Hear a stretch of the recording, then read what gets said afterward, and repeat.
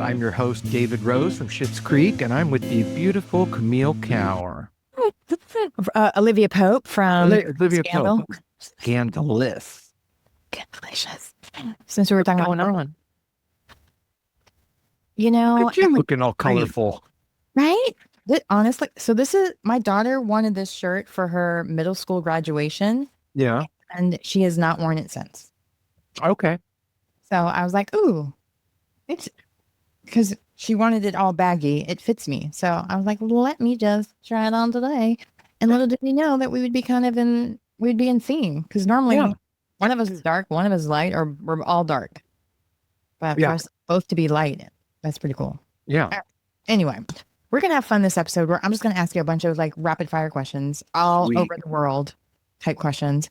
Well, maybe not all around the world, but all around the design world. And you're just going to give your off the cuff answer. We're going to start from the bottom of the questions because I feel like some of the top questions I've already asked you. So here we go. You ready for Okay. Here we go. All right. What's your advice to someone who thinks design is a cute little business? You're out of your freaking mind. Craziest thing you've done just to meet a deadline? Rented a U-Haul. Drove to some weirdo location. Drove the U-Haul. And returned it. I may have hung wallpaper on my own. Yeah. There's so many things. When you have ADHD, you do whatever you have to do to make it happen. And we're always like, I function best at the last minute. So it's like, woo. I think one time I was in Minnesota doing a project and I was staying at the Mall of America and I went to a Home Goods and bought pillows, accessories, and rugs in every color that the client liked and just tried to see what would work. And out of all of it, I think 3 things worked and I had to return everything. And the girl at the register was so pissed. I mean, because she was probably thinking big commission check. And you're like, Home Goods? Oh, never mind. I don't know how Home Goods works with the price, but she probably was just annoyed that she had to put all that stuff back. Or She was. Okay. What? Oh, here's another good one. Freight delays or clients ghosting? Which one breaks you faster? Freight delays. I probably don't get a lot of clients ghosting. It pays up front. What's the last thing that made you say, I need a drink? Work related. Crawling through a hole this morning in a building that was abandoned. And finding bodies. There were flies everywhere, and Caden said there were Modelo's laying around, so there was something going on there. Wait, the drink. I was like, yeah, the beer. Like, for a minute there, I was like, that happened that was about 10 a.m. this morning.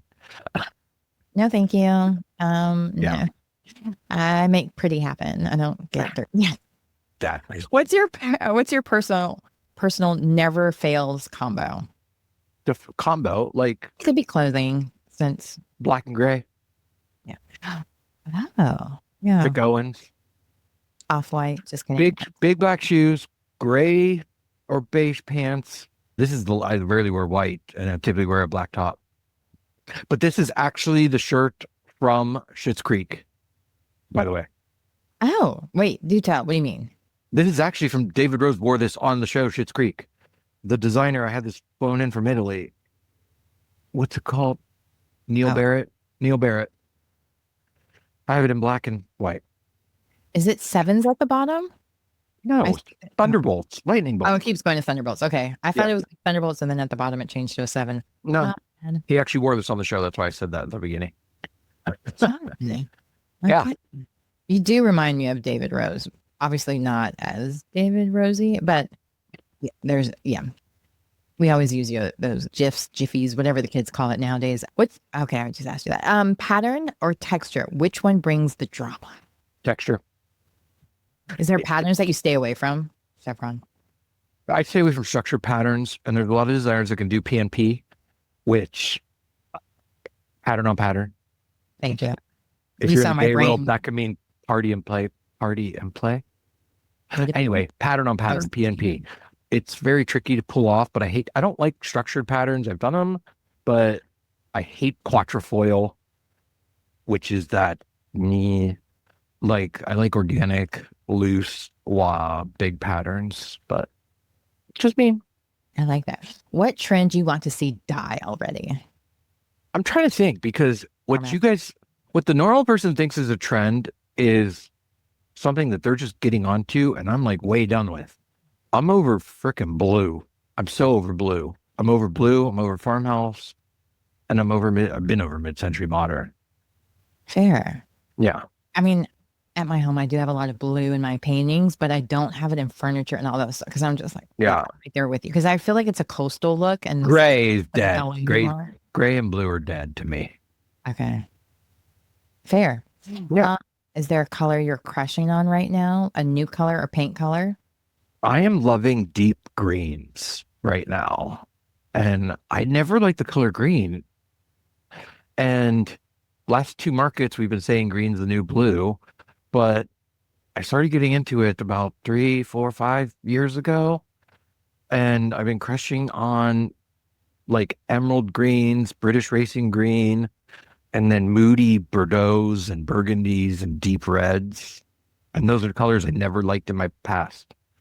I love all of those colors. Yeah. I almost obsessed with Wicked a little bit. So when you said emerald, I was like, oh, Emerald City. Okay. Yeah. Moving on. Do you go smart home or you stay old school? I am turning into the person that doesn't know how to work the smart home, and my washing machine needs a software update. My Roomba needs a software update. My coffee pot needs a software update. My washer and dryer needs a software update. I barely know how to turn on the TV now. So a lot of my clients have been going non-smart. If we can figure out how to get all of these smart things into one place and they're easy to control, that'd be great. Yeah, but they're not as smart as they sound, is what I'm hearing. No, I'd rather have a dumb home right now. Surge protectors must or meh? Oh, that's one thing we didn't talk about in new homeowners things, that you're also supposed to change out surge protectors. That's new information to me. Is that true? Or maybe like you just change out surge protectors. I don't know. I was like, when I was looking up questions about new homeowners and changing out like different things homeowners wouldn't normally think to change out, surge protectors came out, but maybe that's like for people in the Midwest that get like. I mean, if they've left a surge protector, or if ChatGPT might be talking about a GFI outlet, which a GFI outlet is typically near water, and if it's in your bathroom, typically those will pop. I don't know. It could be talking about that, but if somebody leaves a surge protector in the house, I'd probably get rid of it. But most surge protectors these days come with a reset button, so you can tell if it's bad or not. Yeah. I was like, oh, I'll leave this up to the expert because I have no idea. And I've never changed a surge protector. Same ones. Not all the same ones, but yeah, whatever. Most overlooked home safety item. You were talking about it earlier because of I never had thought about getting a water detector or whatever. Oh, moisture detector. Yeah. Moisture detector under all of your sinks, next to your furnace, next to your hot water tank. And if you live in a multi-story or multi-family building, you want that because it can cause a flood to your neighbor's place. If you're out of town, you can get one that's operated by Wi-Fi. They actually make controls now that you can actually shut the water off in your home from your phone. Home or not. If you see water spots on your ceiling, any kind of brown spots, that's a moisture intrusion. And if you see a brown spot on a ceiling or on a wall, that typically means moisture got in and there could possibly be mold behind it. Sometimes, don't take what I say as the word of God. Take it as the word of Danny fucking Russo. But I check and I have moisture detectors, and we have these tools now that actually can see behind walls, and we can see like where beams are. It's weird. It's like an X-ray vision in your hand, but we have moisture detectors, and we can see with heat sensors like what's behind walls. I'm just thinking very Superman of you being able to see through things. That's pretty cool. X-ray vision. Let's keep going. Furnace out in January. Who do you call first? If your furnace goes out in January, you call a hotel. All the HVAC guys are busy.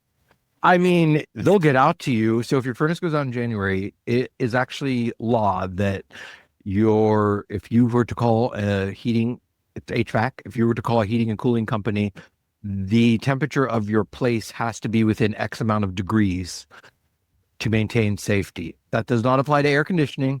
So it's called a no heat or a no cool. If you have a no heat in the winter, they have to get out to you within X amount of hours. So I would still first call a hotel. But definitely when you call your heat and air conditioning company, just remember about 45 other people have probably called them with the same issue. Yeah. And for those of you who don't live in cold areas, that would be equivalent to your AC going out in the middle of August. Uh-huh. All right. What's one emergency item that every homeowner should buy before moving in? An additional bedroom to kick out your spouse, because I mean, that's it. Probably, I would say, what's one item one homeowner should buy? Fire extinguisher. Oh, yeah. Sure. I guess I don't. Never used it, but I have one because we have gas stove. I feel like one day I'll have it. Apparently, the fire inspector comes into my office sometimes, and I'm not here. And Caden's like, he came in and asked where the fire extinguishers were. And I go, where are they? He goes, one's over here and one's over here. And I go, I had no idea. Do you know they expire too? So you have to like change them? Every year, they told me. Yep. I would buy a new deadbolt, change the locks. Yeah. Yep.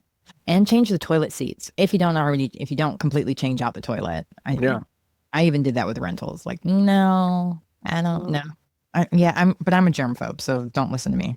Ever had a home warranty fail epically? Absolutely. They're scams. Oh.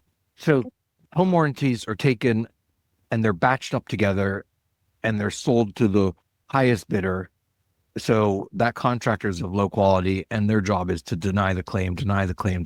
So I recommend not going with the homeowner's insurance for a new home and just using your own homeowner's insurance, not the home warranty. Does that make sense? Yeah. No. Did I say that right? Okay, good. No, my realtor told me the same thing. She was like, that's all a scam. Yeah. But she was also like, make sure when you buy new appliances, buy the extended warranty, but everything else was a scam to some extent. Yeah. I don't know. Appliances are only lasting 7 years these days. COVID is... Our fridge only lasted like 6 months or a year. I was so glad I listened to her because we were able to like get it replaced. Typically, they have a 1-year warranty. Typically, they come with X amount warranty. I know that new washer I just bought has a 10-year warranty sticker on it. And one thing I didn't know, which we have a garage sofa. We have a garage refrigerator, and you need to get like a special, I forget what it's called, but something for the garage because it's in a hotter area than it is inside of your house. Like there was something extra we had to buy.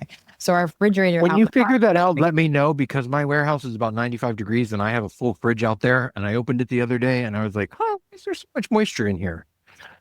I'll ask Jay because he can tell me because we had to buy that, and now we never have a fridge issue with that because that was the other thing. Like it would be fine. Like we would buy it in the winter, and by summertime is when it hit 100 degrees. All of a sudden, it wasn't working anymore, like a few days in a row type of thing. So yeah, I'll find out for you. Yeah. When finally I get to help you. Now we're gonna go with some advertising and no advertising questions because we didn't really go over this before. But never hire a designer that advertises. Never hire a contractor that advertises. There's no reason a contractor should be advertising because that typically will indicate that they're new and they're not busy. If they're new and they're not busy, they're not qualified. And then there's that. Mm-hmm. Now, for the record, he doesn't mean like social media posts because I do that for him. He's too busy to do that. That's why he never knows when people are calling him saying, "Oh, I love this picture," or this, that, and the other. Which is another thing I will say to like creators out there, because this was something that sometimes I would get bothered by. Nobody ever likes my post.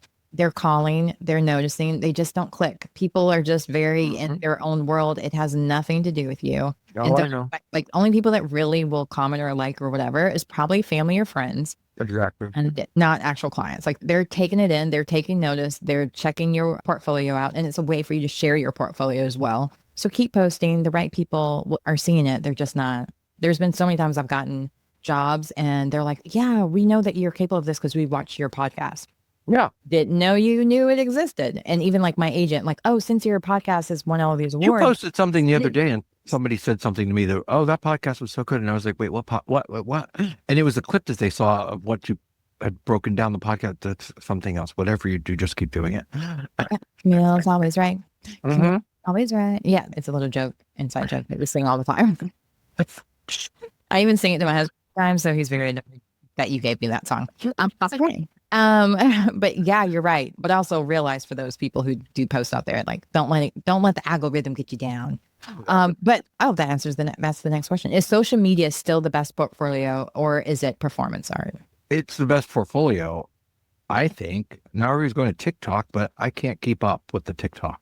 I mean, if you give me a script and tell me what to say, I could do it. But if you look at my TikTok, I had way too much makeup on, and I was given lines to say, and somebody edited them, but I don't have time for that. I feel like also the TikTok's not the right crowd for interior designers either, because it's a mainly younger platform. They're not the people who are going to be buying homes and decorating. I think the rental decorator people, that's their lane. Like they can do that because they're doing the pill and sticks or the Amazon Prime Temu stuff. Getting your name out there, as long as you're getting it out there, that's all that matters. You're going to be your own best promoter in this world if we're going that route. But I love me, don't you? I think Instagram. Nobody's going to sell you better than yourself. Yeah, but I do think Instagram, Pinterest, LinkedIn, the main big fours are still the best way to go. Yeah, exactly. I mean, I built my whole career off of Instagram and Facebook, pretty much. But I was the show on that. Yeah. But yeah, but I do also think don't try to be everything to everybody, and like every time a new app comes out, try to get on that. Like exactly. How's the time? Like sometimes you have to be decorating, you have to be designing, or I'm not working 24/7. It's all canceled today, and I just have had the best day. I had time to talk to you. I had time to actually design. This is the best day of my life. Yeah. I actually got to do what I like, draw, think, show everybody what I want, like inspiration wise, and they're like, oh. Yeah, see, that's the unexpected. Or trust the process. That's what I was going to say earlier when you were talking about something. Yeah. Trust. Would you ever go viral on purpose? You mean intentionally? I don't even know how I would do that. Yeah. I don't think that's really the goal for you. If you were trying to be a reality star, which you're like, I am the reality star. Yeah. Reality show, but not really your element.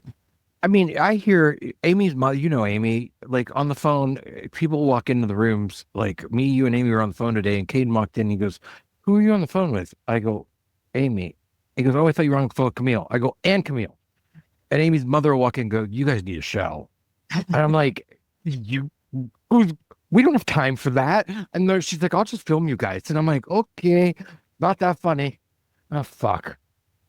She brought up show. There she goes.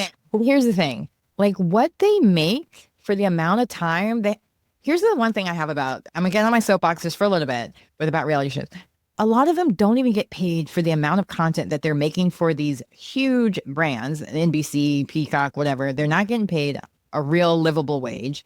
They're working 24/7. They're giving up their real job. Like who can give up their real jobs for 3 months or however long they're gone for? And then the other part of it is for the they're not gone for 3 months, girl. They film those shows in like sometimes a week, 3 weeks. You'd be shocked. Not this one because it's live. It is? Like some of it's live. You guys are watching the damn Truman Show. But then some of the shows also, like the marriage show, like they go away for their honeymoon for a while. They go to these different places. They are living together, and they don't even live in the same like town, state, country. Like how reasonable is some of this? But yeah, just get your brand deals, girls, because the man's not going to be worth it. That was just my little soapbox for a moment on reality. I did see a hot guy on TMZ the other day or somewhere, and he was on that show, but he was on the UK version of that show. And I'm like, oh, he's hot. We need more gay TV. I don't know. Ooh, that's a good question. If you were on a reality show, what kind of reality show would you want to be on? Me or DFR me? Both. Do one for each. Well, I've had dreams that I was on RuPaul's Drag Race, but I feel like I'd be kicked off. No, as a contestant. No, they were real dreams. And I don't know how to do any of that. And I don't know why I had that dream. But if I was on a reality show, see, I don't even watch enough to even know the answer. Because you don't know about. I would watch Danny Does Design. Yeah. And that would take months at a time because it would. Well, we did film a full season. We had the lost season of Danny Does Design. It's out there somewhere. We did it in Dallas during the pandemic. But I could see you doing like dorm room makeovers because that could be something that can be done in a day because you're not painting anything. You're not really, like that would be I have thought about something. Yeah. I've wanted to do a show or even a challenge where I'm given, I can't even believe I'm supposed to say this out loud. I want to be given a challenge where I have to design an entire room or an entire home from Walmart. No, not frozen. I was just frozen in disbelief. Like, or someplace weird, like, and just see what I would come up with. Because I've not really been in a Walmart much, so I don't really know what they don't sell walls. Well, I know that, but that was a Simple Life reference. I know, but I think they sell furniture, don't they? Like, I could stitch some clothes together and make some drapes or something, and like, I don't know. I feel like I don't know. I would have been happier if you'd said Home Goods or TJ Maxx or. I've thought about that. Yeah, but that's too easy.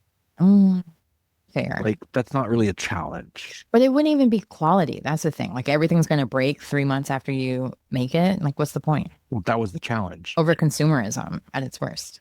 Yeah. But I mean, well, you asked the question. I've also thought, as I'm driving through Ohio, we don't have, our highways don't look like yours in North Carolina. I pass so much furniture on our freeways in Ohio. It's like, oh, there's a mattress. Oh, there's a love seat. Oh, there's a sectional. Oh, there's a chair. I'm like, I think I could finish a whole house if I just drove around and picked up furniture. Oh, you mean like garbage diving almost, and dumpster diving? No, but there's no dumpsters. They're just laying on the side of the road and they'll be in the most weird places. Well, I mean, it's kind of like a dumpster dive in the sense like people are throwing it away so they keep it on the side of the road to get picked up. But please don't ever sign me up for that challenge because that sounds like bed bugs waiting to happen. So. Yeah. Remember, I'm a germphobe, so have fun with that. I'll definitely promote it for you. I would, because this is the only question that really I could answer personally. I would like to do, I kind of would love to be a judge on any of the shows that has judging, except for I would love to be a judge. I don't know if I would love to be a judge because I wouldn't want to say anything bad to a human being. I wouldn't be. I judge. I mean, I would give a critique, but I don't know. So I judge Miss America. I'm waiting. Yeah. Sorry. No, it's okay. It's just like editing wise. And I'm, we're both excited about this topic. Yeah, I don't want to sound like Ricka. But so I judge Miss America pageants and it's the most fun. It's like being at a variety show with the most talented people. And I feel like it's a great way to maybe see the diamond in the rough for someone or be supportive. But I would not want to do the singing ones because I only like professional singers to sing to me. You did just give me, I am a judge, I'm not allowed to say where, but I am a judge for one of the chapters for the American Society of Interior Design. And I've done it for the last 5 years in a row. And I actually love seeing the work of other people. And it's so hard because I have to comment and I have to rate them in every category. And it's so hard to be critical because I know how hard I know how hard. So a room could be totally basic, and that's one of the hardest rooms to, like, Kim Kardashian's house is so plain and blah, blah, blah. And it's very like Rick Owens, but that's one of the hardest designs to achieve because the more simple it looks, the more complicated it technically is. That makes sense. It's just, don't get me started. But I can see that. Me on a judge show. I'm obviously married, so there's no point in me being on any of those shows, but I wouldn't mind hosting a couple of reunions either. But I'm very nice. Like, I just feel like a lot of times they ask these questions to kind of set people up or have those viral moments instead of asking questions that fans really want the answers to. Like, what do you do? I don't want to get into it on this show, but there's questions I have that I would like to know. Like, how do you get out of your job for 3 months and is it worth it? I've heard of people having to quit their jobs. Yeah. Wait, somebody. This economy? Are you crazy? There's a couple people that have had to do it. I've read about them. RuPaul's Drag Race season 1, Angina quit working at Nordstrom's at the Grove. I mean, to go film. It's not like she quit being a dentist. She gave up her practice. I mean, you know what I mean? Like, I don't know. I don't know what people just to do a commercial. Oh. A 1 day gig. Because I was like, I'll make more on this 1 day of gig than I would make 3 months at Nordstrom's. Oh, Anyway, this has been fun. I know, so much fun. I'm Danny Russo, Camille Cower. Follow us on Instagram, Facebook, Twitter, all the things. Talk soon. Love your hair. Hope you win. Love you, mean it.